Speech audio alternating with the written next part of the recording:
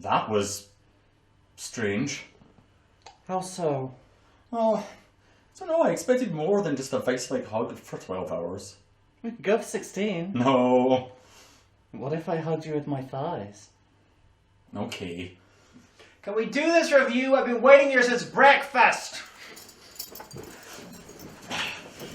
Sorry, it was kind of busy there. So, what are we watching? Raising Heroes. It's a gay mid-90s action thriller.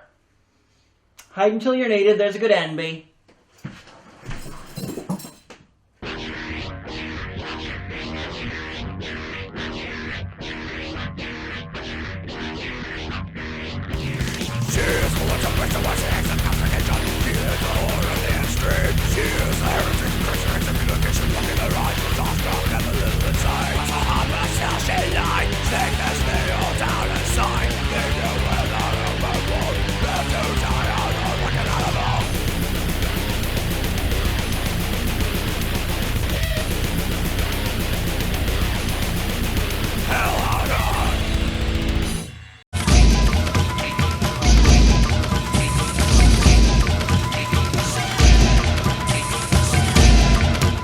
You know, Gorehounds, you should just clone yourself. You'd find it much easier to do all the things you want to do at once, you know. Plus, your name, Gorehounds, it's a plural. It'd make more sense. It's not really my name, though. It's just the name of the show. Silence!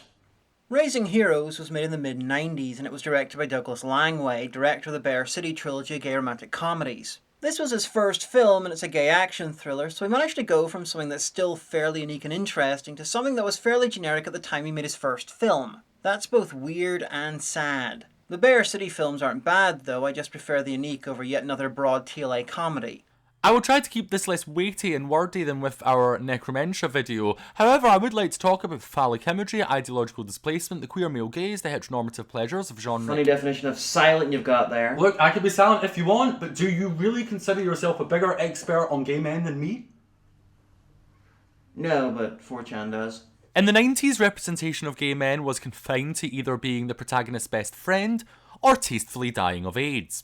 There was, however, a surge in indie queer fare, like Greg Araki's Teen Apocalypse trilogy. The difference here is that Araki's movies dismantled genre convention and displayed a sneering apathy towards political concerns in general. Raising Heroes, however, is a conventional action movie that does not shy away from actual issues, such as gay adoption. Now, as long as the acting, cinematography and framing isn't shit, then maybe we've got something of an undiscovered gem on our hands. However, I also know you, so I'm doubting that.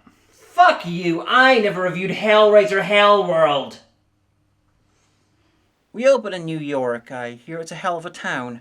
The score sounds like a camp version of Goblin, as in the guys who work with Argento's lot.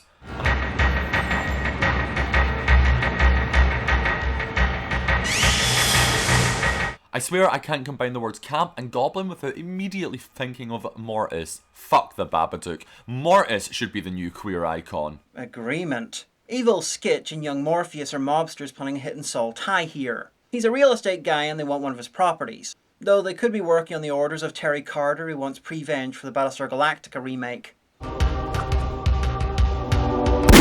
I love how unsubtle this is. From his outfit, to pushing that guy out of the frame, to save on effects, to him not checking if anyone else is around, because someone is. Yeah, we have a witness. Josh, he's the lead and likes to dress like a gay, mid-90s idea of a medieval peasant.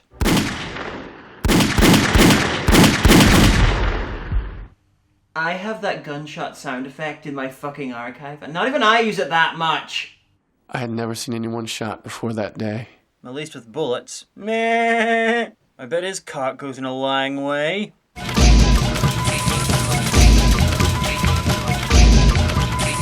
I suspect that if we knew why the main theme is African drums in it, we'd know a lot more about the nature of reality than we presently do. Oh, the music was done by Fractured Cylinder. That explains everything. Nice of the film to give former car parts a job.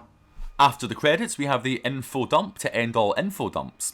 This thing could be edited out of the movie and entered into the Oscars as a short documentary. It wouldn't win because it's fake and crap, but you could still enter it. The basics are this. Josh, the Chandler Bing impersonator, and Paul, his bear, are a loving couple. Paul's best friend Susan gets sick and her Jamie Lee Curtisectomy doesn't work, so she dies, leaving them with her son, Nicky. I remember when we would go to visit her, They would go on and on about all the crazy things they did together as kids. Like making Nicky. But not everyone's aboard the gay train of adoption. Susan's mum, this human sun-dried tomato playing a lesser-known Max Shrek character, sues for custody, and it's a few days until the hearing. Hey, who's holding the camera? Susan, it's clearly a life insurance scam, the clever bastards. Anyway, since it's any time in history, there's a stupid amount of people who don't want gay people adopting. Because they'll use their chemtrails to brainwash their kid into liking Katie Lang. Listen, I don't understand how homophobes work, so let's just say they're cunts, okay? Cunts, like these ironically homophobic probable lesbians. Can you imagine if they got custody of him? God knows what they would do with him. Anyway, gay agenda aside, this opening is tell don't show taking to a ridiculous extreme. And listen, good luck at the hearing. You deserve it, alright? Take care. What a nice corporate villain from a late 80s financial thriller. Anyway, Josh was on his way home to a meeting with a social worker when he stopped to pick up some milk and witnessed the shooting. We got a problem. We got no problem. What fucking problem? Somebody saw you. Somebody saw me? You shot the guy in broad daylight in full view of New York Street. And you didn't even use a silencer. I mean, okay, they might not have cared, but they can still see and hear. While the dramatic tension is now set, these guys might be the world's stupidest criminals, but they do manage to follow Josh home, where it looks like Paul, Nicky and the social worker are waiting to spring a surprise party on him. The social worker is one of the evil homophobic cunts we talked about earlier. She's also an evil lesbian because she has way too much sexual tension with this other social worker in this flashback. They're probably waiting till after the hearing to bring in the sex toys. Barbara's just leaving. She stopped by to give us some information. Barbara, how much is 2 plus 2? Well, because I'm shit at my job, that would be 5, Paul. We go from the extreme close-ups on the mouths of the homophobic women, making them seem as inhuman as they are, but the scene where Nicky is dragged away from his parents by an uncaring horror of a human being is filmed in such a flat, uninspired mid-shot. It almost makes my skin itch. They could have easily got some severe emotional punch out of the scene just by pulling the camera back when Paul is devastated, highlighting how alone he is in that room. The room was probably too small for anything but basic shots or weird grotesque close-ups. I think they probably made the right call. Besides, they had a kid involved, and only big films can afford to get the child actors drugged or crying for complicated shoots. You okay? Yeah, I just hate this part, you know? It's hard being a working actor. There's only so many times they'll let you be an extra on Friends. I just want to mention how nice it is to see a larger actor playing Paul. So often with gay cinema, anyone who isn't a young, hairless white twink is deemed to be unfilmable. Is it really necessary to mention that when 3/4 of the director's films have been about fat guys with beards getting into romantic shenanigans with each other? Yes, he's single-handedly trying to balance the scales, but he's just one man. Oh, I know you did not forget the milk. Well, he looks traumatized by seeing 2 guys get shot in the face. And how better to work through that trauma than by shooting his partner in the face? Do you know that she told the whole story about little Nick? I admire his restraint. Mention Little Nicky or any Adam Sandler film in my presence and you're lucky to get a Nerf gun. Alright, that's it.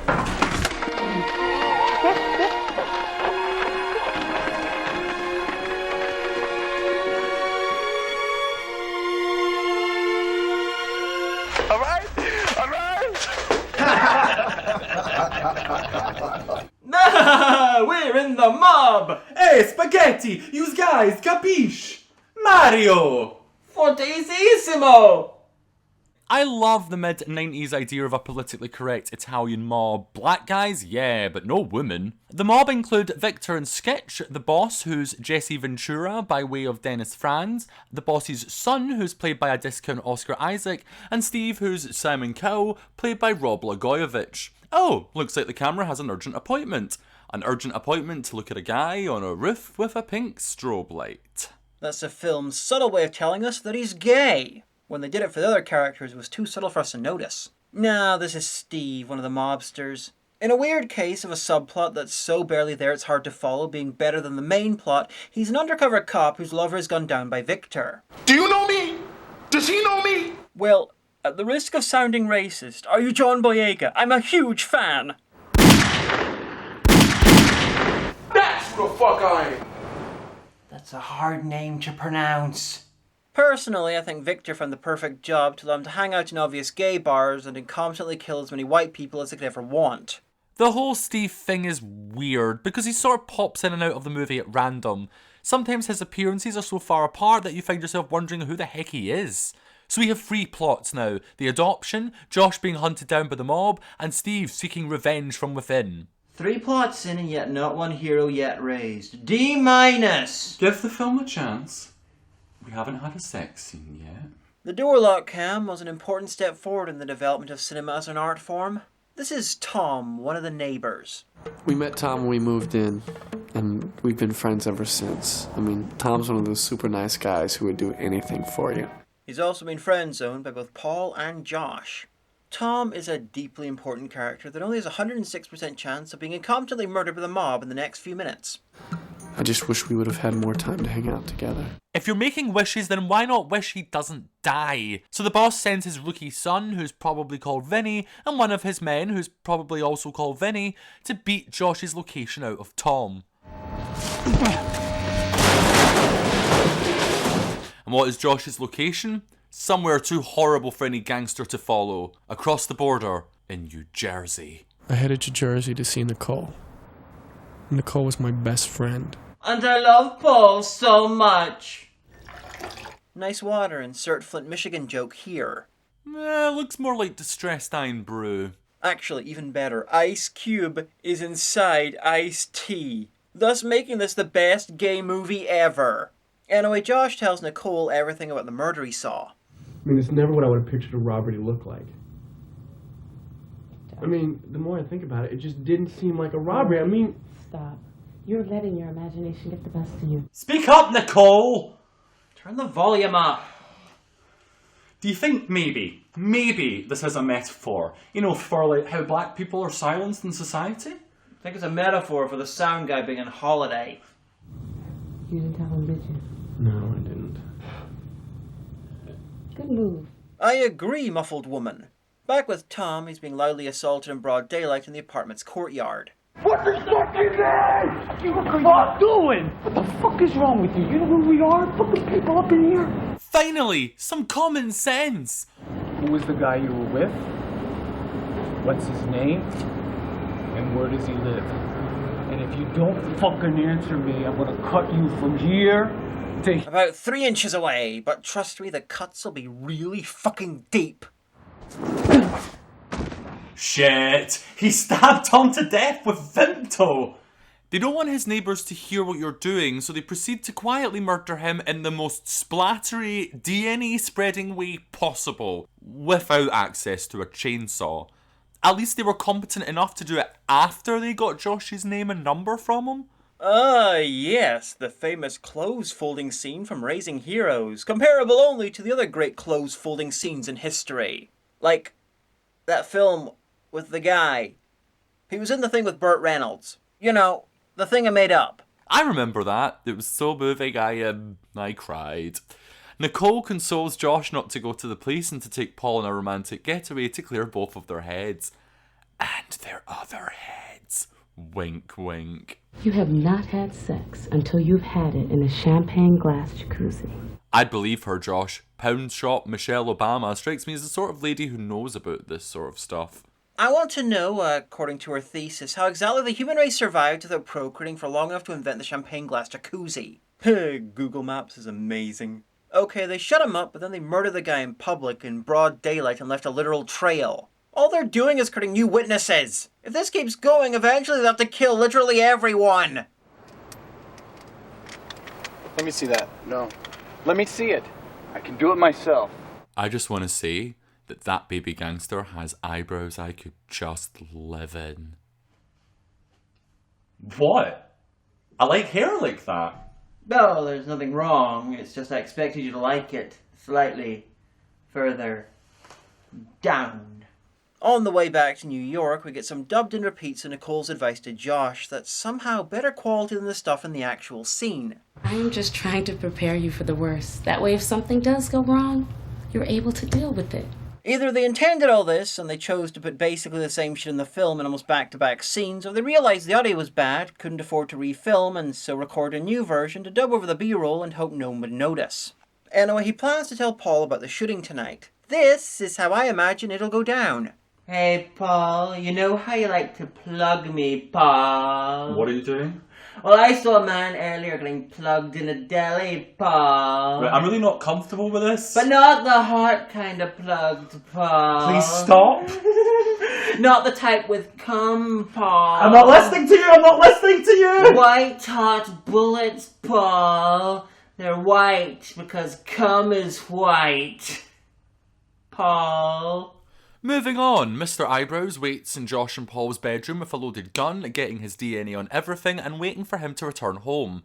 I kind of hope there was a deleted scene in which he hid in the wrong flat and had to be chased out by a bunch of angry lesbians. That would be delicious. It's a good thing Josh lives in a brownstone, because he'll shortly be shitting himself. Hang on a minute, how long was he there for? Josh was in another state. I wonder if he raided the fridge. Ya bastard, I was saving that churro. Sitting here like a loaded gun, waiting to go off. I got nothing to do but shoot my mouth off. The whole thing goes as swimmingly as everything else the poor trainee mobster does. Give me some more. Gimme. That's what we call a stonewall out. The window! Okay, can I get academic? Just for a second, that won't take too long. Fine, I'll just sit here pretending to ignore you to make you feel bad. Okay. Okay, so it is probably not too controversial to say that the action movies of the 80s and 90s were power fantasies for men. And I would not be the first to draw the comparison between the gun and the phallic symbol. This is my rifle, this is my gun, this is for fun, and this is for fun. And another couple of examples off the top of my head. My Life Has Stood a Loaded Gun by Emily Dickinson, or Big Man with a Big Gun by 9 Inch Nails. Mistress, would you care to read some of these lyrics? No. Ask him. Would you? Oh, rather.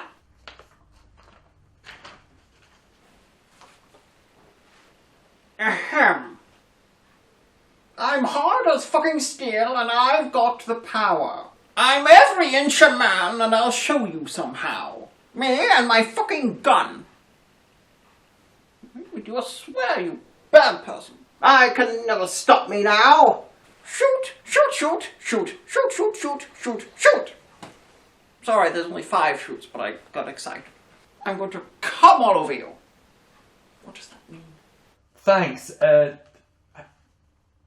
How did I just hand him that? I mean, he's in a different location, right? Not even he knows. It's because of the reason! The point is that men wielding guns is phallic, codified if not explicitly. The gun comes to represent an extension of the male protagonist's power. Usually this is a power that gay characters are not allowed to wield, much in the same way that gay characters in mainstream cinema are usually not allowed to exhibit any type of sexual behaviour outside of a joke. And I swear to God, anyone that comments, but Brokeback Mountain, fuck off. Brokeback Mountain? Fuck off! No?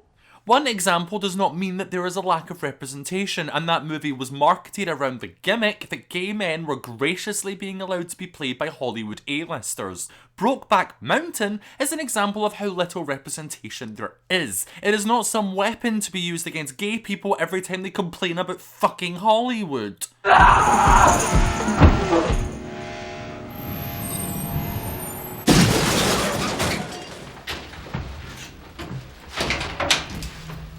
Hi, honey. Great news, honey. I think I'm probably deaf.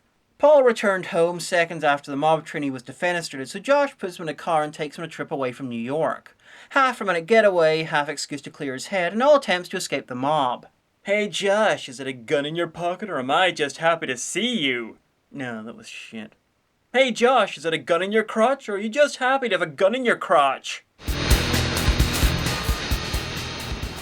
I drove aimlessly down the highway. I mean, my mind was racing to find a place to go.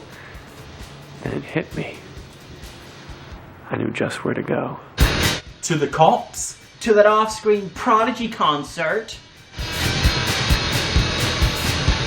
Oh no, to black.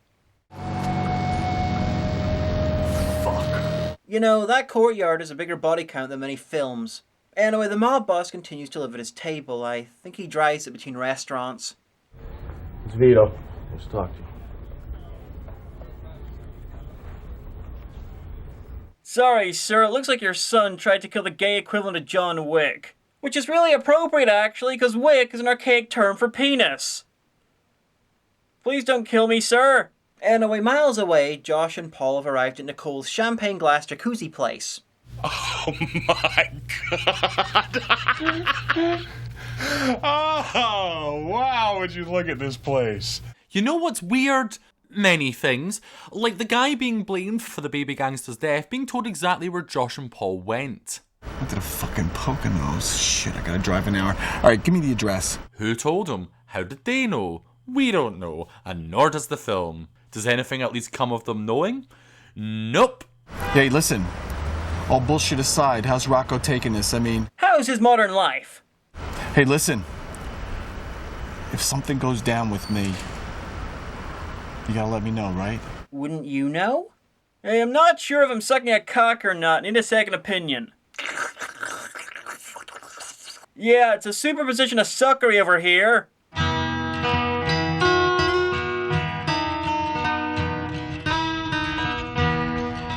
Well, this has turned into John Boorman's another gay movie. No, that was Pink Narcissus.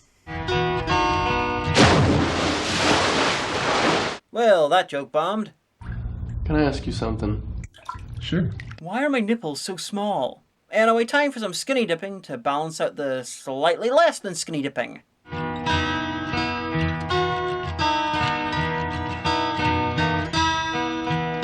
I never thought I'd hear a romantic tune by someone fucking an acoustic guitar. Okay, remember what I said about guns beforehand? Watch this. What do you think it represents?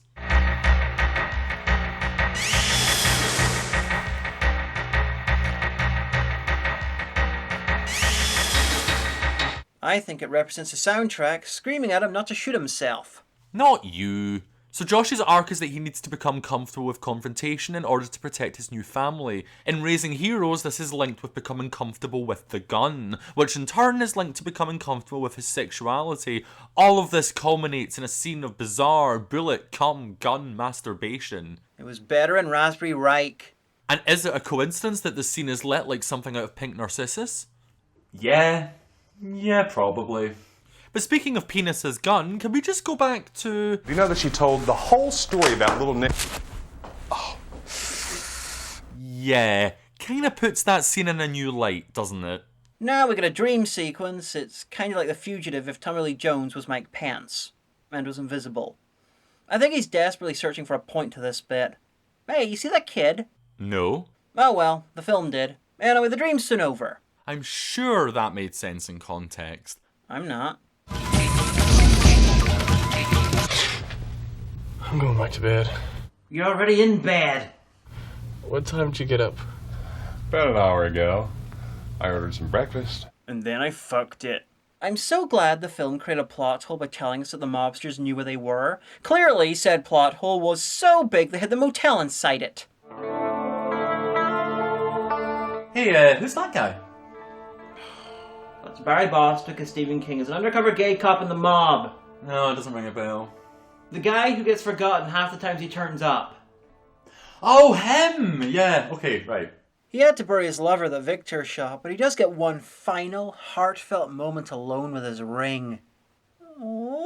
They're really showing off that this is a gay movie now with those poppers. On the drive back, Josh monologues about his dilemma. Tell the cops and lose Nikki, don't tell them and risk being murdered. I was so confused. It's like when I was 15 and had just seen Al Pacino in Cruising. Woof, by the way. One of the gangsters decides to meet Josh at home and, hey, it looks like he's dragging the camera behind him. Anyway, he only finds Paul, so it's time for a kidnapping. This is going to spur Josh on to become a true man, bro, with all the face shooting that entails.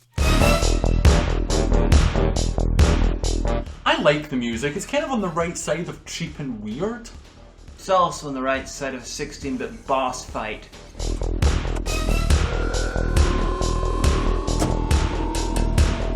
During the kidnapping, I can't stop imagining that the mobsters Jean Reno after a brain injury and thinks Paul's a replacement Natalie Portman.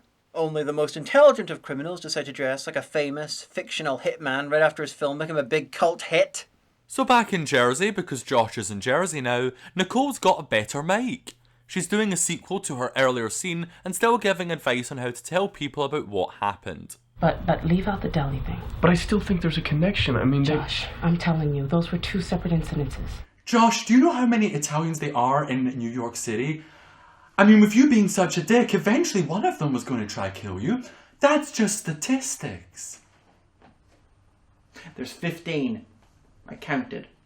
I mean, look at my choice of top. I clearly know what I'm doing in every walk of life. Just tell them everything from the beginning. But skip the actual beginning, that's the important part.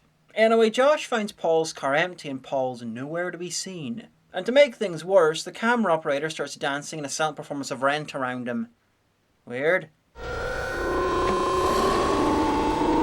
Hey boss, you're not behind a table. I'm very concerned.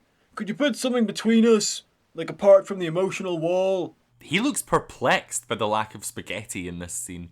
Looks like part of this flat was decorated with the sole aim of making you think you're having a stroke. Loving the music by DJ Screaming Weasels though.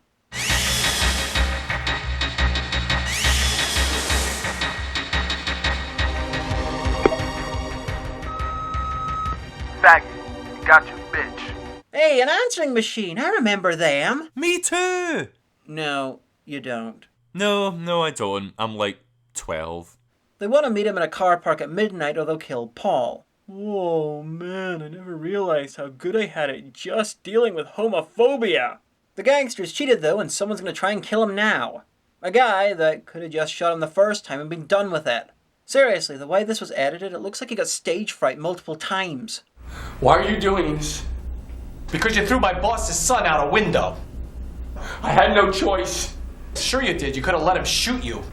Okay, I kind of like this film, but that was out of the rest of the film's league. Yeah, it was funny and it was technically accurate. Yeah. Anyway, we're 20 minutes from the end, so regardless of what should realistically happen, it can only end one way. A level? Holy shit, the car park's in Austria! These shots are so blue that you can almost hear Tilda Swinton narrating in the distance. So the criminals are waiting for Josh, and in many ways the best subplot is the one about the guy doing construction just off screen.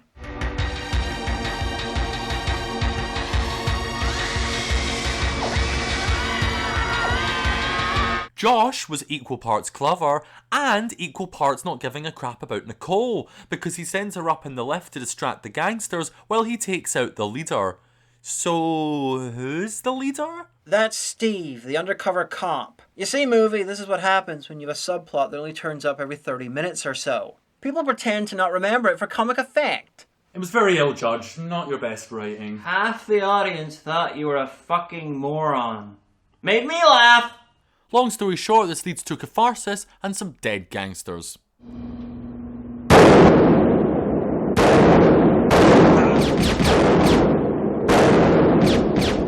Oh, thank fuck he's behind a table again.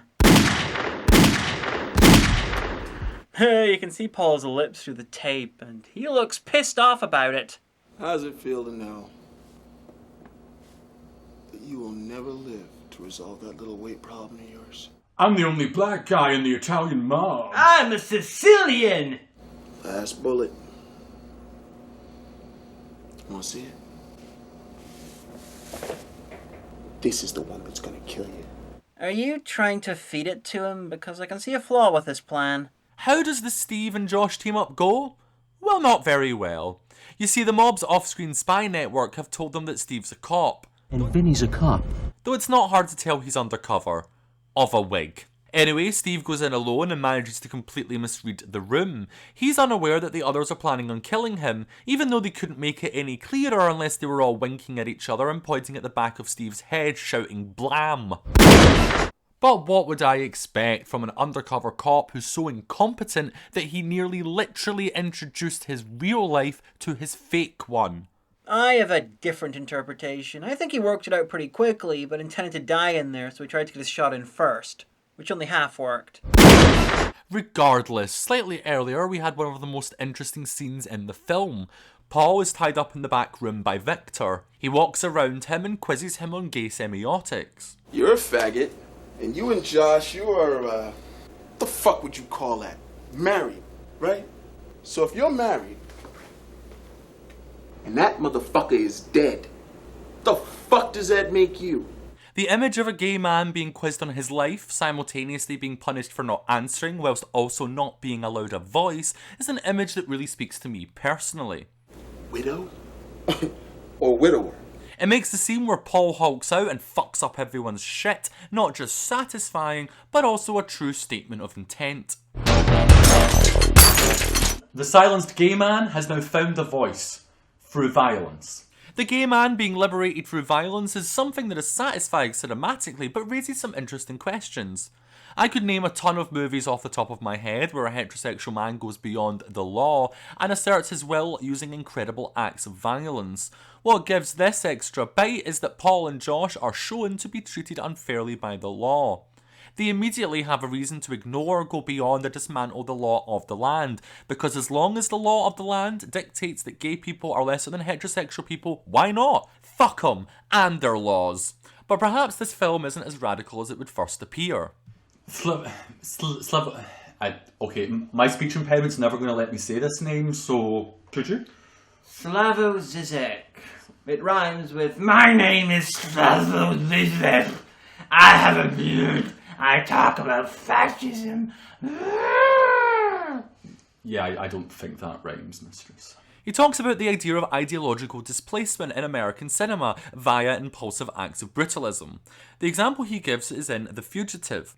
So Harrison Ford turns up at a medical convention at the end of the movie to accuse a colleague of faking medical data for a large pharmaceutical company. Zizek points out that rather than the focus turning on dismantling the evil pharmaceutical company and the movie risking displaying an anti-capitalist sentiment, it devolves into two men beating each other to a pulp, and that catharsis is meant to satisfy the main character and the audience. Raising Heroes follows this pattern to the letter. The action sequences are not linked to the political problems that the characters are trying to resolve. Rather, they serve as a means of satisfying the heroes and hence the audience's frustrations without doing anything as radical or problematic as, say, Josh and Paul shooting up the social work office, or murdering the grandmum and just taking the kid, going on the run, Bonnie and Clyde style. Basically what you have is a movie in which a gay man arms himself in order to feel empowerment, but is not allowed to utilise that empowerment within the confines of quote-unquote normal society. Can I say some jokes now? Yeah, of course, go for it. Oh, good. You're dissecting the themes in that scene. Okay, we're rewinding before the shootout so I can be funny. It's an unusual move from me, I know. We'll see how I do. Last bullet. Cutbacks are a bitch, Victor, and so are you. This is the one that's gonna kill you. Man, Jamie Foxx was mean before he became a movie star. Why haven't they killed Paul yet? I mean, they're planning on doing it, and he's no use to them alive, unless the city floods and they need a flotation device. And then there's this bit where Steve goes in to face his death. Okay, are you gonna call for backup or something? Nope. Why not? There's just not gonna be any arrests. He has a death wish. 1, 2, 3, 4, 5. And the remake being directed by Eli Roth. Which looks like shit. And Vinny's a cop. Vinny's a cop? What are we gonna do? Well, probably eventually lose and have your club redecorated a bloody gorgeous shade of red. Anyway, Steve arrives and is shot by Victor, but he still manages to wound the boss. Paul frees himself using his weight advantage, Skitch drags the boss into the safety of the kitchen they're keeping Paul, and then in comes Josh, dual-wielding like a fatherfucker. John Woo, fuck yeah!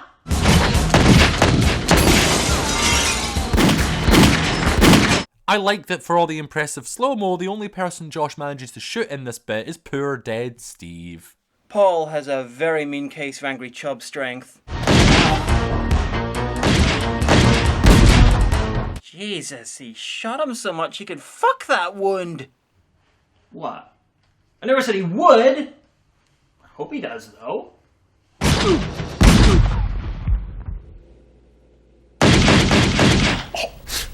The producer of Bear City ain't got time to react to being shot in the arm. You heard that? That was your boyfriend, motherfucker. You heard that? That was your friend Nicole, motherfucker! You heard that? That was some kid called Nicky, motherfucker! You heard that? That was your father's brother's nephew's cousin's former roommate, motherfucker! This is you.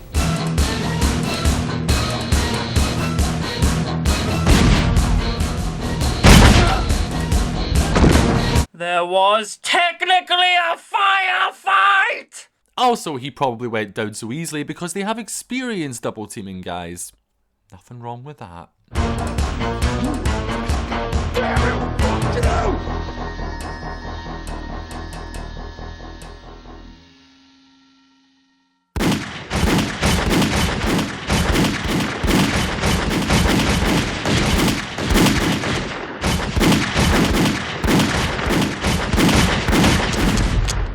Well, that's a clear case of self-defense.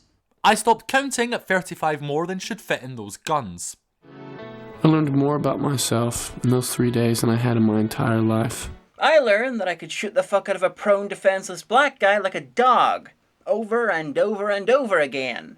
Felt kinda racist, to be honest. And I learned a little something about Paul, too. I learned Paul is the incredible bulk. The end of the movie sees Josh and Paul being allowed to adopt Nikki, so I presume the police just don't care about those many murders that they committed. Oh, come on. I'm sure Nicole runs a quiet body removal business a la John Wick. But regardless, the point is that they are rewarded for performing acts of violence, as long as those acts of violence are not connected to their own political liberation. That, apparently, will take care of itself. Yeah, in about 10 years. And we moved to a suburb in New Jersey, where thankfully mobsters are completely unknown. Paul dealt with the trauma of living in New Jersey by eventually running for governor. Don't get me wrong, I actually enjoyed this. Its amateurishness never bothered me, and while I wish it had gone down a slightly more radical route, as I'd previously mentioned, I've got other movies that do that, John Waters, Greg Araki, blah blah blah. Plus it had the guy with the big eyebrows in it, so it gets a 10 out of 10 from me. Yeah, I've got a weird taste in men, I know. That constitutes a weird taste in man. The guy looked like Antonio Banderas if he was an asylum film. I like this film. It's so unique in the field of mid-90s queer cinema. Yeah, it's low budget as hell, but most of the people involved were amateurs, and the soundtrack sounds like a bunch of power tools formed in opera. It's got real charm. The acting was great across the board, especially from Josh and Victor. I'm a bit sad that none of the actors went on to have proper acting careers. Also, who the fuck is raising what fucking heroes? I'm Demanda Hagan. I have to live with it every day. And I'm Andrew Campbell, and I watch movies on YouTube. You can find me by searching for Gorehounds. And I need to go for 18 hours. God! And I'm off to get Georgian bungled.